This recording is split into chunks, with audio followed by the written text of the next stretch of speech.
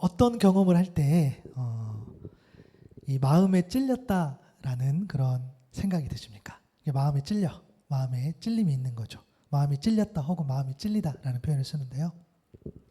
아마 이럴 겁니다. 물론 여러 가지 표현할 수 있겠지만 왠지 모르게 이 마음이 불편할 때, 그죠?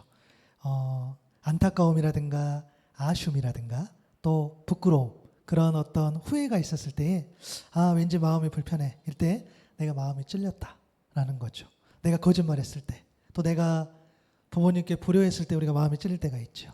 또 내가 어떤 실수를 했을 때, 또 이런 것도 있죠. 어디 가서 음식을 대접했는데 너무 맛없는 거야.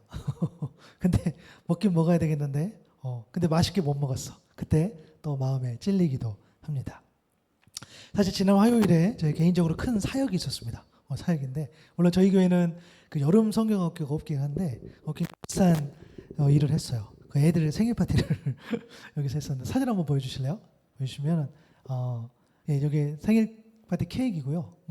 저희 아이도 이제 그 베트남 사립학교를 다니고 있기 때문에 그 이제 제가 왜 이걸 소개해드리냐면 그 우리 베트남 우리 친구들 같이 생활해 보면 이 문화가 있어요. 뭐냐면 생일 파티 하면 그 언니가 하면 동생 옵니다. 그죠? 또 가족들도 오기도 하고. 그래서 사실 지난번에 작년에 할 때는 정말 온 가족이 왔었는데 이제 보니까 방학하다 보니까 다들 고향 가시기도 하고. 그래서 한국 친구도 몇 명, 베트남 친구도 몇 명 이렇게 해서 교회에서 같이 이제 기본적으로 김밥을 꼭 먹습니다. 베트남 친구들 좋아하세요? 좋아하시고. 그래서 먹고 그다음에 이 교회 공간을 써서 놀기도 하고. 그죠? 그 전 사진 한번 보여주실래요? 예. 그래서 여기 1층에서 놀기도 하고 그리고 그 다음 사진 보면은 저 영화부에서 이렇게 놀기도 합니다. 아이들이 이렇게 해가지고 하면서 나름 그 여름 성경학교를 하고 있어. 하면서 그러면서 참 그 처음에 제가 이거 소개해드린 건 이유가 뭐냐면 처음에 하나님 앞에 기도할 때 또 이 사역을 준비할 때에 우리 가정이 또 이 교회가 우리가 베트남에 지내면서 더 이 지역의 어떤 상황 더 우리 가족들과 더 친하게 지내는 것들 또 관계를 맺어가는 것들을 기도하면서 그래서 학교를 또 그렇게 선택한 것도 있는데 그러면서 소위 말하는 그런 선교적인 삶을 살아가는 거죠. 지역도 인정도 물론 소통이 잘 안 되죠. 그러나 같이 교제하고 그러면서 또 이해를 해보기도 하고 그런 시간을 보내고 하는데 사실 그러다 보니까 왜 그 아이들한테는 그것이 마치 일처럼 되다 보니까 막 음식을 준비하고 뭐 사진 찍고 막 그러겠잖아요. 그리고 조심하기도 해야 되고 또 아이들 왔다 갔다 하기도 하고 이런 건데 정작 아이가 좋아하는 거는 못했어요. 그래서 마음에 찔렸어요. 그 뭐냐면 아이는 다른 걸 원하는 게 아니라 부모가 자기 생일이라고 그 동영상 찍어주는 거 그걸 원했는데 그걸 못했어. 그런데 나중에 서운하다는 말을 듣고 하긴 했어. 그날 정리하니까 한 밤 11시 됐는데 그래도 앉아서 2분 9초짜리 찍었어요. 왜 2분 9초냐면 큰애를 했으니까 작은애도 2분 9초짜리 찍어줘야 돼. 똑같이 그렇게 해야 되는 건데 그래서 그렇게 시간을 보냈는데 역시 마음에 찔렸던 그런 어떤 순간이 있었죠. 원하는 게 또 있는데 분주하다 보니까 우리가 그렇게 하면서 이 가족 간의 그런 일을 겪으면서 마음에 찔린 경험을 또 하게 되고요. 또 하나는 이 양심의 가책을 느낄 때에 우리가 마음에 찔렸다라는 거죠. 내 말이나 내 행동이 옳지 않다고 생각해 들 때 법적으로 혹은 도덕적으로 그렇죠? 내가 양심의 가책을 느끼고 양심의 가책도 받는 겁니다. 마치 같이 일하는 동료가 같이 일하고 있는데 어떤 동료가 억울한 일을 당했는데 거기에 그 모습을 보고 말할 수 있는 기회가 있었는데 말하지 못하고 부인하고 뭐 이런 일들. 또 개인적으로 양심의 가책을 느끼는 것 중에 하나가 어찌됐든 저도 저랑 아내랑 맞벌이지 않습니까? 그죠? 같이 일을 하는데 아이를 돌보는 것 또 가정일을 하는 것은 마치 아내의 몫처럼 여길 때가 있는 거죠. 그때는 되게 양심의 가책을 또 느끼기도 합니다. 이런 것들. 우리가 이렇게 마음에 찔리는 일들이 있는데 그렇다면 하나님 앞에서 우리가 마음에 찔리는 것은 뭐가 있을까라는 거죠. 오늘 본문 2장 37절에 보니까 한번 같이 읽어볼까요? 시작. 그들이 이 말을 듣고 마음에 찔려 베드로와 다른 사도들에게 물어 이르되 형제들아 우리가 어찌할꼬 하거늘 이 마음에 찔렸다는 거. 이 헬라어 카타니소마이라는 표현을 쓰는데요. 이 신약에서 이때 한 번만 씁니다. 이 찔리다는 것은 결국에는 뭡니까? 이 찌르다, 관통하다 의미가 있어요. 이게 마음이 굉장히 심하게 괴로운 상태죠. 그래서 굉장히 날카로운 영향을 받거나 또 때로는 감동도 받고 또 마음이 불편하고 양심의 가책을 받는 거죠. 그 찔림인 거죠. 그래서 제가 여러분들에게 늘 말씀드리잖아요. 여러분들 이 시간에 와서 정말 그 마음에 찔림이 있기를 원해요. 물론 위로받고 물론 어떤 사랑을 받는 것 다 포함된 거죠. 그러나 정작 하나님 말씀 앞에는 우리가 그냥 은혜입니다. 이게 아니라 그게 은혜이지만 그게 우리에게 큰 사랑이지만 뭡니까? 불편한 거죠. 때로는 감동으로 때로는 감격 때문에 그러나 뭔가 마음에 작동이 있는 거. 그래서 내가 돌아갔을 때에 내가 말씀을 품고 세상에 나아갔을 때에 그리고 살아갈 때에 말씀을 곱씹어 봤을 때에 맞아. 그때 불편했지만 그때 내가 마음에 찔렸지만 그때 내가 속상했지만 그래도 그것이 하나님의 뜻이구나 라는 것을 발견하는 것들. 오늘 이 시간에도 여러분의 마음에 찔림이 있기를 바랍니다. 그래서 그 마음에 찔렸을 때에 우리가 어떤 반응들이 나오는 거죠. 여러분 이 말씀 그 37절의 말씀을 다시 한번 띄워줘 보면은 이 마음의 찔림 앞에 뭐가 있었죠? 이 말을 듣고가 있어요. 그렇죠? 이 말을 듣고 마음에 찔렸고 그리고 우리가 어떻게 해야 할까? 우리가 어찌할꼬? 그런 진실된 고백이 있었다는 거죠. 오늘 이 흐름을 여러분들이 가져가시면서 말씀을 들었으면 좋겠어요. 그들이 이 말을 들었다겠어요. 그들이라 하면 사도행전 2장 5절의 말씀처럼 그때의 경건한 유대인들이 천하 각국으로부터 와서 예루살렘에 머물었다 그랬어요.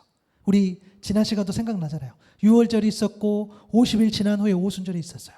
그때 그 명절을 지키러 온 그러니까 해외에서 살다가 그죠? 디아스포라 유대인을 말하는 거죠. 이제 명절이 되니까 고향으로 왔던 바로 그들. 그러니까 6절 보니까 이 소리가 남에 큰 무리가 모여 각각 자기의 방언으로 제자들이 말하는 것을 듣고 소동했다 했어요.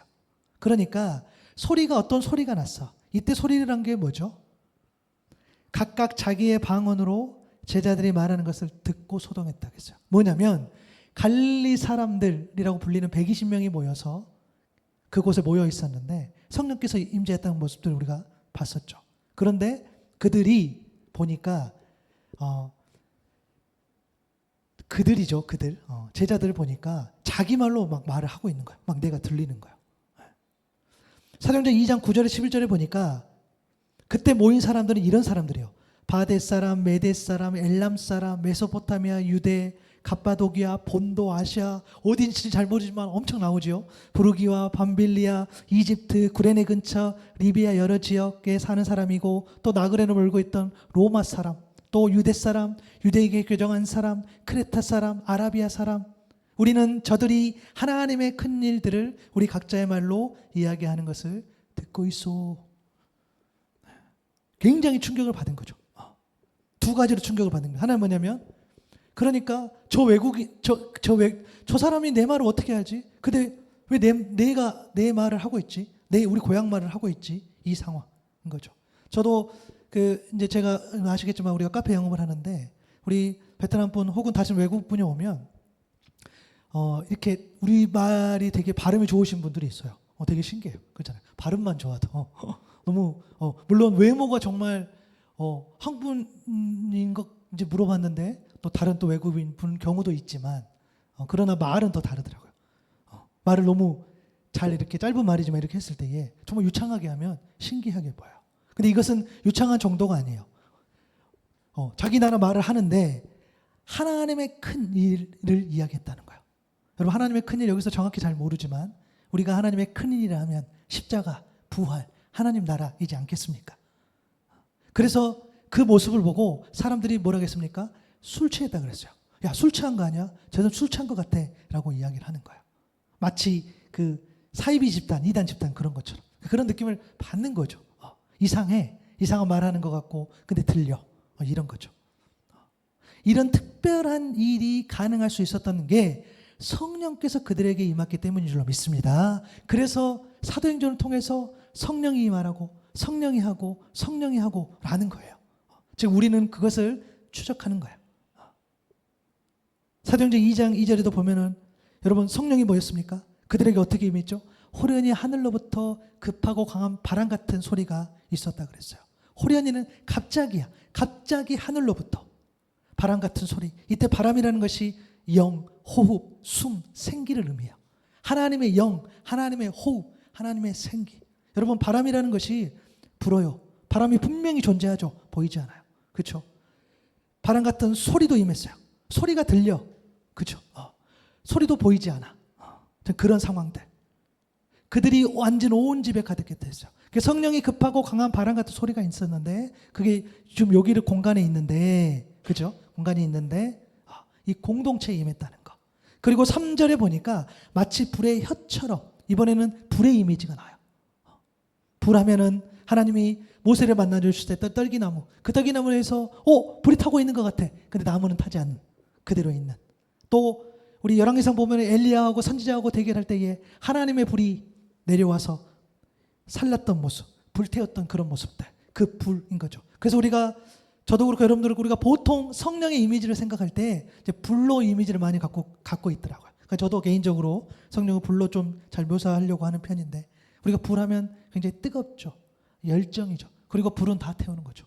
성령께서 임하셔서 여러분의 죄악도, 여러분의 자아도, 여러분의 생각도, 여러분의 악한 습관도, 여러분의 우상도 다 태울 수 있기를 소망합니다. 그 성령께서 임하신다는 거예요. 어떻게? 각 사람이 하나씩. 그러니까 이 공간에 오늘 또 우리가 말씀을 나누고 또 기도할 때에 여러분 한 사람 한 사람 가운데에 성령이 불같이 임하고, 또 이 공동체 가운데에 급하고 강한 바람 소리처럼 이 공동체에도 임하는 것. 그래서 성령은 하나님의 때에 위로부터 임하는 하나님의 능력인 거죠. 개인에게도 임하고 공동체에게도 임하고.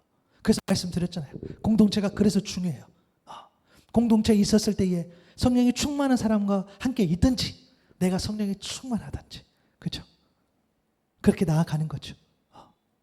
그래서 요한복음 16장 7절에 보니까, 그죠? 요한복음 16장 7절에 보니까 내가 떠나는 것이 너에게 유익하다 그랬어요. 왜? 성령께서 오셔야 하니까. 그죠? 성령께서 오셔서 주관하여 주셔야 되니까 유익하다 그랬어요. 예수님은 마지막까지도, 그죠? 모든 사역을 감당하시면까지도 이야기하시는 거죠. 너에게, 우리에게 유익한 것, 우리의 유익하기 위해 십자가를 주시고, 우리 유익하기 위해 부활하시고, 우리 유익하기 위해 성령을 보내주시고, 우리 성령 예수님께서 그렇게 사역을 하신다는 거죠. 물론 여러분, 우리가 오해 없길 바랍니다. 성령이 임했을 때에 방금 이 장면처럼 누구나 자기가 한 번도 배우지 않는 언어를 말할 수 있는 입으로 바뀌는 것은 아니에요. 성령이 임해서 어떤 특별한 능력이 누구나 다 있는 것은 아니라는 거예요. 또 이런 사건들, 갑자기 예배하고 있는데 막 불같이 임하고 무슨 소리가 나고, 이런 일들은 사실 성경에 똑같은 일이 일어나지 않아요. 그것은 하나님이 하실 수 없기 때문이 아니라 하나님의 때에 맞춰서, 하나님의 뜻에 맞춰 한다는 거예요. 그러니까 오늘 또 여러분 한 사람 한 사람 가운데에 성령이 임할 때에는 하나님의 뜻이 있다면 하나님의 때에 여러분을 더 깊이 만나 주신 줄로 믿습니다. 모습이 다르다는 거예요. 이 모습 저 모습, 그 부르심에 맞춰서. 그래서 우리는 성령의 능력을 제한할 필요 없다는 거예요. 성령께서 주관하신다. 여러분, 우리는요 성령의 능력을 굉장히 뭐랄까, 그냥 너무 개인에게 어떤 특별한 것만 생각하고 있는데 그러지 않아요. 성령이 충만하다고, 성령께서 우리를 주관하신다는 것은 뭐냐면 우리의 모든 일들을 함께 하신다는 거죠. 예를 들어서 어제 비 많이 왔어요. 그죠? 여러분, 여기 비 오면 여기 앞에요, 거의 다 막 이렇게 넘쳐나요. 그죠? 그냥 어제보다 비가 조금만 더 많이 왔어도, 어제보다 비가 훨씬 더 많이 왔어도, 그죠?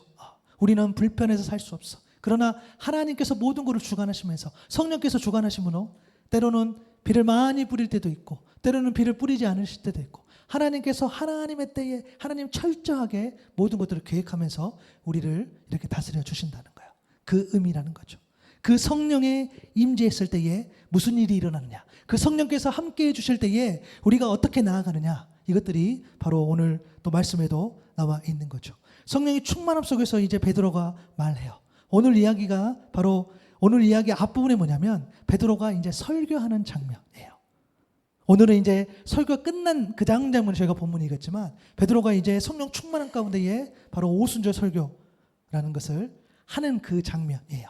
사도행전 2장 14절부터 16절에 보면 베드로가 11사도와 함께 서서 소리를 높여 이르되, 유대인들과 예루살렘에 사는 모든 사람들아, 이 일을 너희로 알게 할 것이니 내 말에 귀를 기울이라 라고 이야기해요. 14절에 보면 지금까지 너희가 본 거, 너희들이 보아서 이상하다고 생각한 거, 마치 어떤 이 입이 풀려가지고 막 외국말을 하는 것처럼 그 모습, 사람들이 많이 모여 있는 모습, 마치 무슨 벌써 뭐 불같이 뭐가 임한 것 같고 하여튼 뭐 웅성웅성했던 그런 모든 모습들을, 그것은 뭐냐면 그것에 대해서 내가 왜 그런 일이 있었고 그것이 무엇인지 내가 설명해 줄게 라는 거죠. 그러면서 15절에 뭐가 합니까?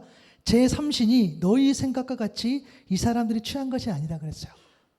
너희들이 우리를 취했다 그랬는데 저 때의 제3신은요, 지금 시간 9시예요.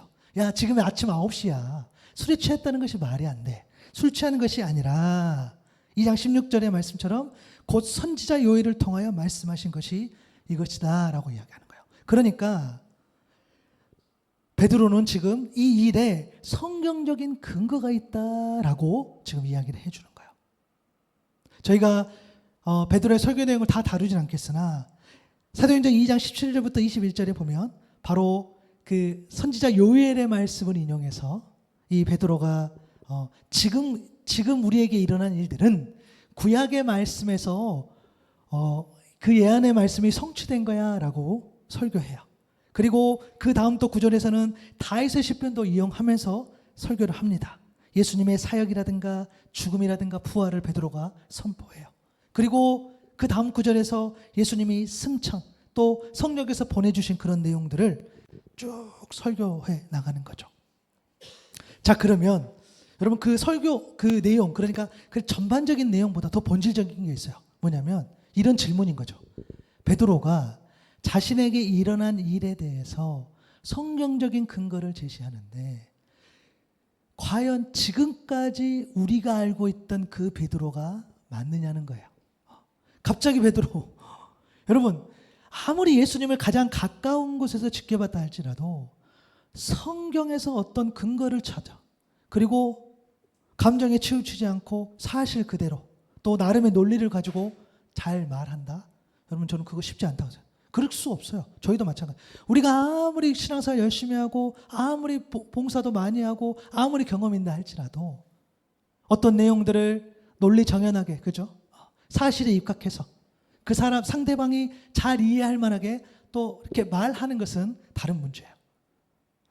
아무리 베드로가 예수님 앞에 가까이 있다 할지라도, 그리고 성경에 보니까 베드로가 뭐 갑자기 공부와 이런 내용도 나오지도 않고, 여러분 베드로를 무시했던 거 아니에요. 베드로를 무시하고자 하는 게 아니에요. 베드로는 평범한 어부 출신, 어부였죠, 어부, 그죠? 그리고 예수님을 부인했던 사람. 그런데 지금 그는 자기의 일, 지금에 일어난 일들이 하나님이 말씀하신 것이 성취되고 있다라고 지금 이야기하는 거예요. 과연 이런 일이 일어날 수 있는가라는 질문인 거죠. 또 우리에게도 적용해 볼까요? 여러분은 여러분에게 일어난 일에 대해서 성경적 근거를 제시할 수 있습니까? 여러분이 신앙생활을 해요. 근데 하나님께서 말씀하신 이 말씀이 나에게 이루어지고 있어. 여러분 그렇게 말할 수 있을까요? 물론 이때 성경적 근거라는 것은 직접적인 성경 구절만을 말한 것은 아니에요. 그죠? 뭐 예를 들어서 성 어거스틴 같은 그런 분들은 로마서 13장 13절과 14절을 그 말씀으로 회심했다라고 하면서 우리에게 잘 알려져 있지만 그것도 맞아요. 그죠? 저도 제가 하나님께서 저에게 주신 말씀 중에 요서 1장 9절 내가 내게 명령한 것이 아니냐, 제가 그만큼만 제 가슴 속에 새겨졌다고 말씀드렸어요. 그러다 보니까 모든 하나님의 말씀, 모든 하나님의 어떤 그런 일들의 가운데 제가 명령으로 받아서 제가 순종하는 것에 대해서 저는 그 개인적인 신앙인 거죠. 제가 그렇게도 고백했어요. 이러한 직접적인 성경 구조도 있지만 사실은 우리에게 이러한 일들을 정말 말씀에서 제시할 수 있어야 되는 건 뭐냐면 어떤 특정한 말씀이 아니더라도 어떤 그 상황 가운데서, 그죠? 또 내가 들었던 말씀, 정확히 무슨 말씀인지 내가 잘 모르겠으나 내가 들었던 수많은 말씀들이 내 안에 쌓이면서 하나님의 뜻, 하나님의 마음, 그런 것들이 나에게 영적인 의미로 잘 다가와서 그 의미가 평안하게 또는 선명하게 정립되는 경우가 있다는 거죠. 여러분이 무슨 일을 결정했어요. 내가 기도해봤는데 하나님이 평안함을 주셨을 때에 하나님 나와 함께 하시구나 라고 우리가 고백하는 때가 있잖아요. 바로 그런 것을 의미합니다. 과연 그것을 누가 주관하느냐, 그런데 이것을 과연 우리가 이성적으로 설명이 가능하느냐라는 질문을 하는 거예요. 내가 내 생각대로 그렇게 안 된다는 거죠. 제가 준비하면서 이 부분에서 참 이 생각이 났어요. 제가 여기 이제 그러니까 2022년이죠. 처음에 이제 결정하고 이제 훈련받고 뭐 이런 걸 준비하고 있었을 때에 결정하기 전에 제가 저희 처가집이 목포인데 목포에 가서 어느 날 운전을 하고 가고 있었는데 이렇게 길을 가고 있는데 어디 보니까 큰 서점이 보이더라고요. 근데 서점이 있는지 몰랐어요.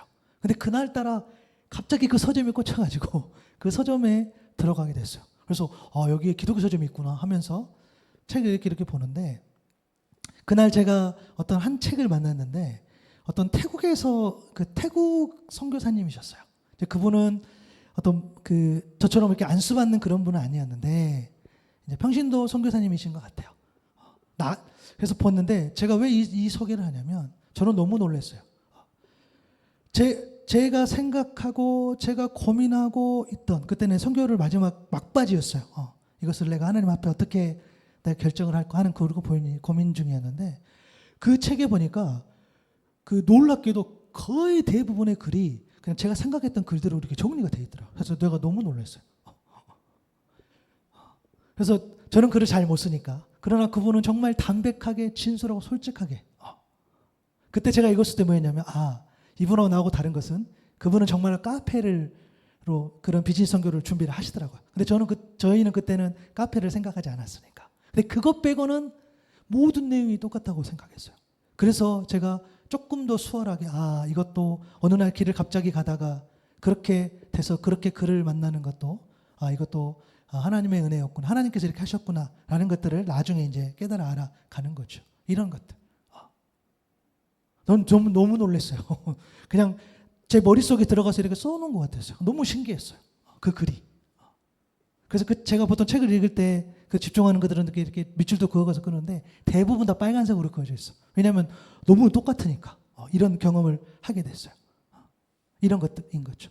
그런데 과연 저와 여러분도 마찬가지인 거죠. 우리의 삶 가운데에 그런 일들이 있는데 제가 말한 것은 무조건 그래야 된다라는 차원이 아니라 우리가 성령께서 함께 하고 계신다면 그러한 일들이 자연스럽게 일어난다는 거예요. 그러니까 결국 이 모든 것은 성령이 아닌 것은 설명이 안 돼. 성령이 주도하심이 아닌 것은 설명이 안 된다는 거예요. 여러분이 오늘 이 자리에 온 것도, 여러분이 신앙생활 하는 것도, 여러분이 다시 한번 하나님 앞에 또 나아가는 것도, 또 여러분이 신앙 때문에 고민하는 것도, 여러분이 신앙 안에서 비전을 찾고, 여러분이 신앙 안에서 뭔가를 계획하고, 여러분의 가족도 생각하고 여러분의 일도 생각하고 더 나아가서 이 나라 이 민족도 생각하는 것, 그 모든 것이 성령이 아닌 것은 온전히 하나님의 뜻을 이뤄나가는 것 설명이 안 된다는 거예요.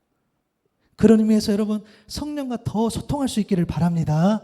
여러분이 그래서 우리가 그래서 성령께서 우리와 함께 하셔야 되겠구나 라는 것을 우리가 더 받아들일 수 있다는 거죠. 베드로의 설교 중에 제가 몇 말씀을 나눠보면 사도행전 2장 17절 18절에 보면 한번 우리 읽어보겠습니다. 시작.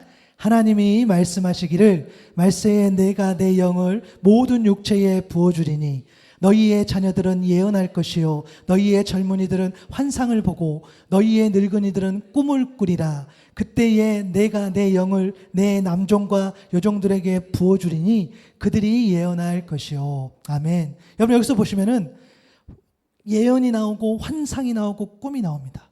그죠? 이것은 지금 옛날에 그러니까 구약 시대에 요엘 선지자를 통해서 선포된 말씀을 베드로가 다시 인용하는 그런 장면인데 예언은 미래의 일을 말하는 거죠. 그리고 환상과 꿈은 특별한 것을 보는 건데 환상은 그 차이는 뭡니까? 환상은 깨어 있을 때. 그리고 꿈은 잠든 상태에서 어떤 특별한 것을 본단 말이에요. 그죠? 그런데 과거에는 그러니까 구약시대에는 어떤 예언이라든가 환상이라든가 이런 꿈이라는 것을 통해서 어떤 내용을 전달한다는 것은 특별한 사람들, 뭐 제사장이나 어떤 뭐 예언자나 그런 영적으로 특별한 사람들을 통해서 정말 예외적으로 혹은 일시적으로 어쩌다, 그죠? 그렇게 해서 메시지들이 전달되는 그런 상황인데 오늘 말씀에 보니까 이제 그런 것들이 사라지는 거죠. 내 영을 부어주면 성령께서 임하시면 어떻게 됩니까? 나이와 상관없이 모든 사람들에게 모든 연령에게 말씀이 전해진다는 거예요. 깨달아 알게 된다는 거예요. 성령이 임해요. 어떤 경험 많은 사람, 어떤 뭐 능력 있는 사람, 뭐 남자 혹은 여자 혹은 뭐 종 이런 걸 다 넘어서서 하나님의 뜻이 있다면 누구나에게 성령이 임하고 또 누구나에게 성령이 임해서 하나님 뜻에 맞춰서 그것들을 깨달은 것을 말하게 하는 것들. 이 일들이 일어나는데 그 일이 지금 이제 베드로 그 제자들을 통해서 지금 이 일이 일어나고 있다. 이 일이 실현되고 있다. 실제로 일어났다. 라고 지금 이야기하는 거예요. 예수님을 부인했던, 예수님을 몰랐다고 했던, 실패했던 베드로가 성령께서 임하셨더니 이런 메시지들을 전하는 장면이 바로 이 장면인가요? 사도행전 22장 22절과 23절에도 보면 이스라엘 동포 여러분 내 말을 들으십시오. 여러분이 아시는 바와 같이 나사렛 예수는 하나님께서 능력과 기이한 일과 표적을 가지고 여러분에게 증언하신 분이십니다. 사실을 증언하죠. 하나님께서 그를 통하여 여러분 가운데서 이 모든 일을 행하셨다. 복음은 사실이라겠어요. 사실 그대로를 선포합니다. 23절에 보니까 이 예수가 버림을 받으신 것은 이제 굉장히 예민한 이야기를 하는 거죠. 하나님께서 정하신 계획을 따라 미리 알고 계신 대로 된 일이지만 여러분은 그를 무법자들의 손을 빌어서 십자가에 못 박아 죽였습니다. 이 예수님이 버림받은 것은, 이 십자가 이 사건이 일어난 것은 다 너희들 때문이야 라고 이야기를 해요. 그런데 이것은 하나님께서 정하신 계획이다 라는 것이 베드로의 설명이에요. 너희들이 분명히 예수님을 어렵게 했고 예수님 십자가 못 박았는데 그것은 하나님의 계획이야 라고 이야기했어요. 그러면 이런 질문을 할 수 있는 거죠. 예수님 십자가에 못 박으라고 말한 사람, 그 예수님을 십자가에 못 박으라고 할 때 그 일에 대해서 예수님의 죄가 없다고 말하지 않고 그냥 침묵했던 사람, 십자가 앞에서 예수님을 부인한 사람, 그리고 모두가 그러면 이 모든 사람이 하나님의 계획을 성취하는데 일조한 것이 아닌가라는 질문. 그러면 그 사람들이 맞잖아요. 예수님이 십자가를 지셔야 되는데 그러면 십자가를 지게 한 사람이 누군가 있어야 됐어. 그러면 그 사람은 그러면 사실 하나님의 일을 하는데 도운 사람이 아닌가요? 라는 이 궤변. 마치 가룟 유다. 여러분 가룟 유다가 예수님을 고발했어요. 가룟 유다가 예수님을 팔았어요. 그러면 예수님이 십자가 지셔야 되기 때문에 누군가 팔아야 되기 때문에 그럼 가룟 유다는 나름대로 일을 한 것이 아닌가라는 그런 건강하지 못한 해석. 그건 마치 이와 같은 거죠. 죄를 지어도 그럼 우리는 죄를 지어도 괜찮죠. 왜? 하나님께서 우리를 구원해 주실 테니. 우리는 엉망진창으로 살아도 괜찮죠. 왜? 하나님께서 우리를 돌려주실 테니. 이거와 같은 해석. 여러분 아닌 거죠. 베드로가 말한 이유는 뭡니까? 너희가 예수님을 십자가 못 박혀 죽였어. 근데 그것은 하나님의 정하신 일대로 다 하나님의 일이 성취됐어. 라고 말한 것은 사람의 그 어떤 계획도, 사람의 그 어떤 실수도, 사람의 그 어떤 죄악도 하나님께서 정하신 계획이 성취되는 데는 그 어떤 영향도 주지 않는다는 거예요. 심지어 하나님은 그 악한 것까지도 선으로 바꾸시는 분이시다. 아멘. 지금 그 이야기를 하는 거예요. 너희들이 아무리 다른 계획을 세웠어도, 너희들이 아무리 막았어도 하나님은 하나님의 일을 이뤄가신다 라는 의미의 베드로의 설교한 거죠. 창세기 50장 20절의 말씀 우리 같이 한번 읽어볼까요? 시작. 당신들은 나를 해하려 하였으나 하나님은 그것을 선으로 바꾸사 오늘과 같이 많은 백성의 생명을 구원하게 하시려 하셨나니. 여러분 형들이 요셉을 죽음으로 몰았잖아요. 죄송해요 주일이지만 그래도 리얼하게 해야지. 쳐 죽일 놈들 죄송해요. 그래도 어쩔 수 없어. 진짜 나쁜 놈들 그죠? 여럿이서 가족인데 그죠? 얼마나 그 오랜 시간 동안 힘들게 했잖아요. 사람은요 용서할 수 없는 죄악이죠. 사람이라면. 근데 하나님이 만져주신 거죠. 요셉을 만져주신 거죠. 하나님이 그 모든 죄악과 아픔을 많은 사람의 많은 백성의 생명 구원하는데 사용하셨다. 이것이 하나님의 뜻이다. 받아들이는 것. 사람으로서는 할 수 없는 것. 하나님께서 그가 그렇게 깨닫게 할 수 있도록 그 삶을 그렇게 몰아간 거죠. 맞아요. 그 이야기 하는 거예요. 너희들이 아무리 실수했고 너희들이 아무리 잘못했어도 하나님 일을 하시는데 분명한 것은 너희들이 십자가를 예수님을 죽음에 몰았다니까 라는 그 팩트를 이야기하는 거예요. 그래서 설교를 하고 마지막에 36절의 말씀을 하는데요. 그런즉 이스라엘 온 집은 확실히 알지니 너희가 십자가에 못 박힌 예수를, 너희가 분명히 예수가 십자가 못 박았어, 그 이야기하는 거야. 그런데 하나님께서 그 예수를 하나님이 주와 그리스도가 되게 하셨다라고 메시지를 전해요. 이때 주라는 것은 헬라어 키리오스, 주인을 말해. 주인, 세상의 주인, 세상의 주권자. 그리고 그리스도는 기름 부음 받은 자. 여러분, 기름 부음 받은 것은 뭡니까? 구별된 자. 제사장, 왕, 선지자가 기름 부음을 받아요. 특별한 사람들. 그런데 이제 예수님께서 온 인류의 제사장의 역할, 왕의 역할, 선지자의 역할, 하나님께서 그 역할을 감당하게 주신 거죠. 그래서 예수가 그리스도. 근데 하나님이 예수를 하나님이 주와 그리스도가 되게 하셨다라는 것이 이 설교의 마무리였어요. 사람들이 충격을 받은 거죠. 마음에 찔린 거죠. 베드로가 성령의 충만한 가운데 여기 있었을 때예요. 자기는 예수님을 죽이지 않았어. 자기는 예수님을 십자가에 못 박는데 그냥 서 있었을 뿐이야. 그 앞에서 선동한 사람은 저 몇 명, 이스라엘 지도자들. 대부분의 사람들은 그냥 박수만 치고 환호하고 조롱하고 멸시하고 그런 일만 했지. 나는 그 죽음과 상관없다라는 그들 앞에 하나님의 성령께서 임하셔서 그 메시지를 전한 거죠. 사람들은 마음의 찔림을 경험하게 됩니다. 히브리서 4장 12절 13절 말씀처럼 하나님의 말씀은 살아있고 힘이 있으며 어떤 양날 칼보다도 날카로워서 사람 속을 꿰뚫어 혼과 영을 갈라내고 관절과 골수를 갈라놓기까지 하며 마음에 품은 생각과 의향을 가려냅니다. 하나님 앞에서는 아무것도 숨길 수 없고 모든 것이 그의 눈앞에 벌거숭이로 드러나 있어. 우리는 그의 앞에 모든 것을 드러내놓아야 합니다. 메시지 성경에 보면은 이 하나님 말씀을 수술용 메스라는 표현을 써요.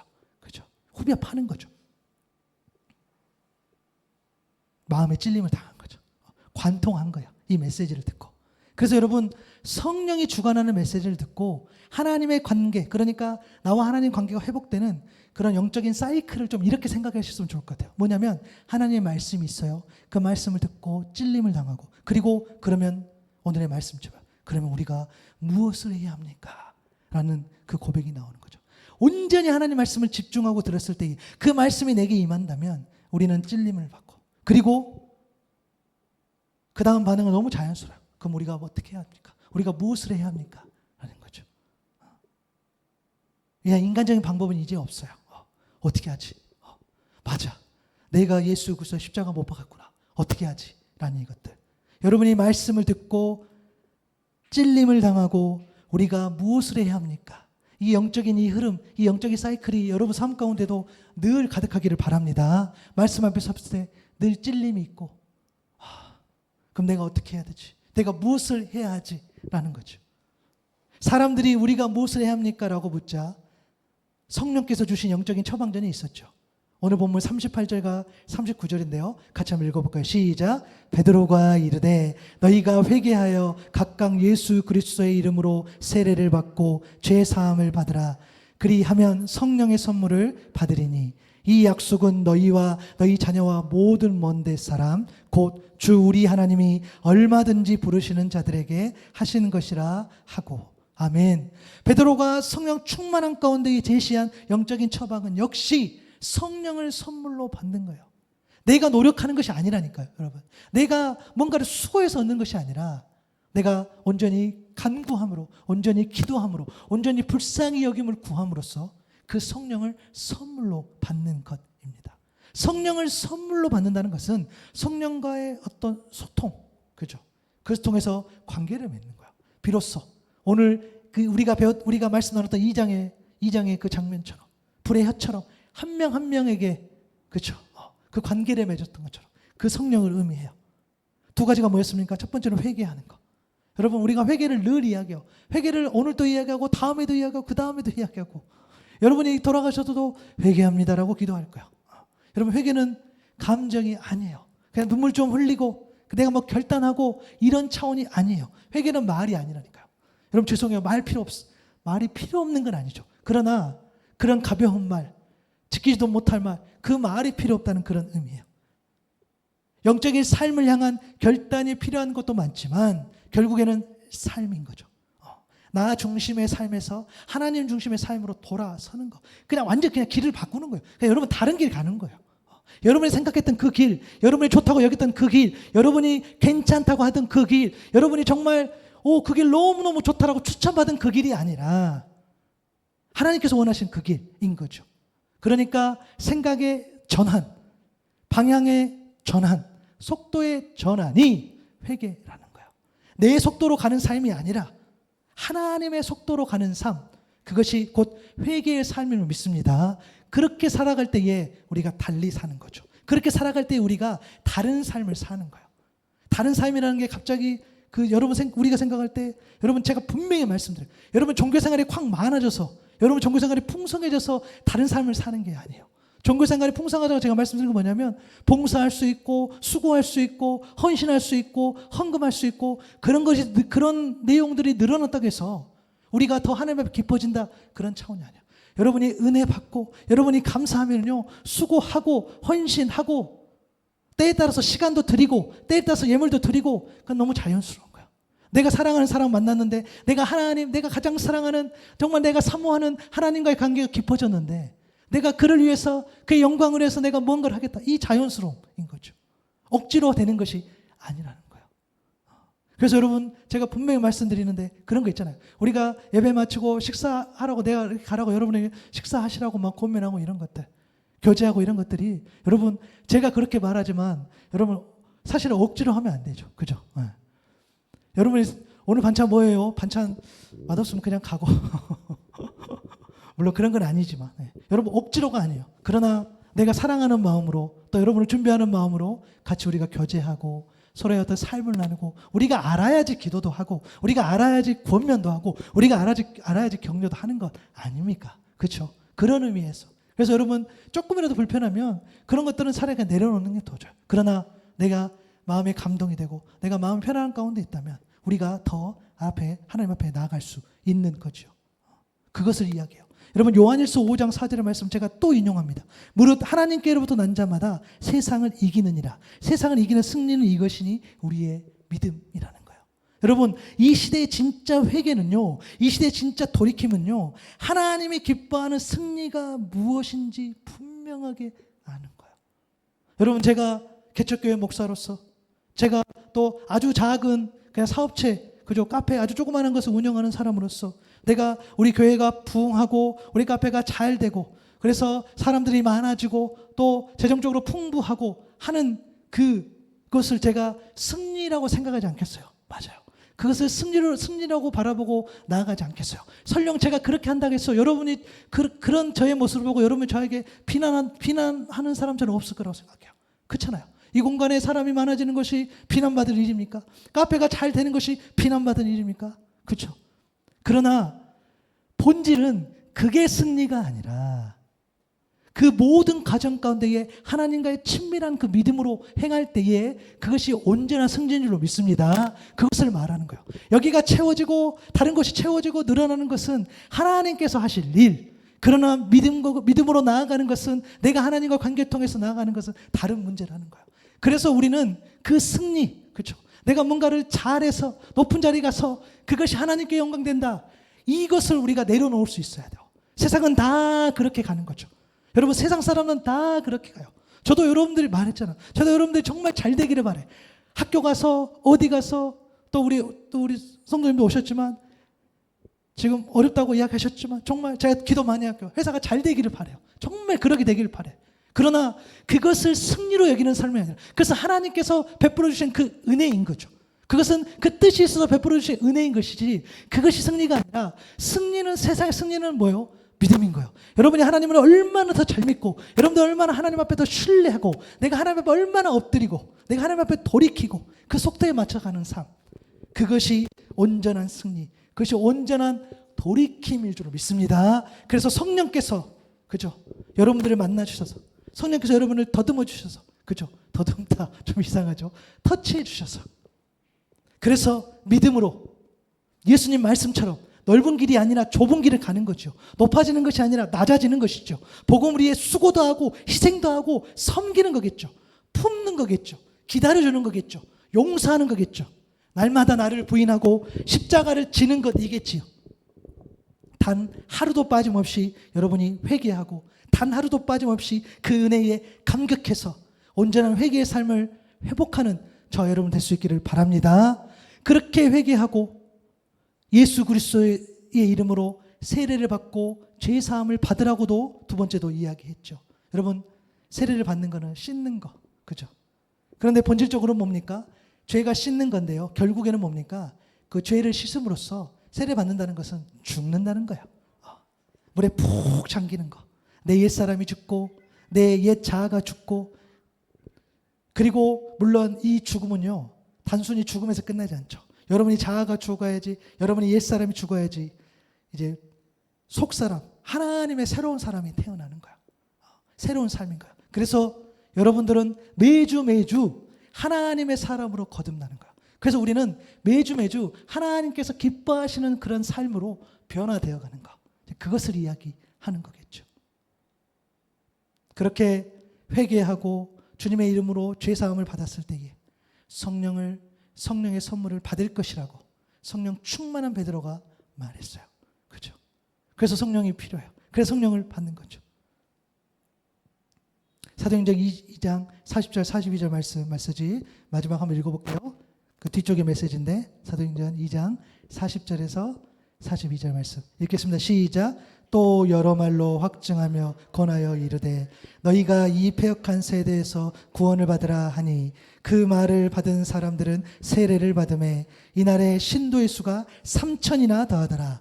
그들이 사도의 가르침을 받아 서로 교제하고 떡을 떼며 오로지 기도하기를 힘쓰니라. 아멘. 성경에 기록된 말 외에도 메시지를 전했다 그랬어요. 그죠? 그러니까 이 말보다도 여러 말로 메시지를 전하면서 베드로는 또 이야기합니다. 이 패역한 세대에서 구원받으라.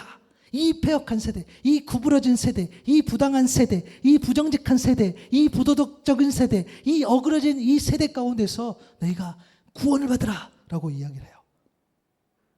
여러분, 마지막 질문합니다. 신도의 수가 3,000이나 더한 것이 특별합니까?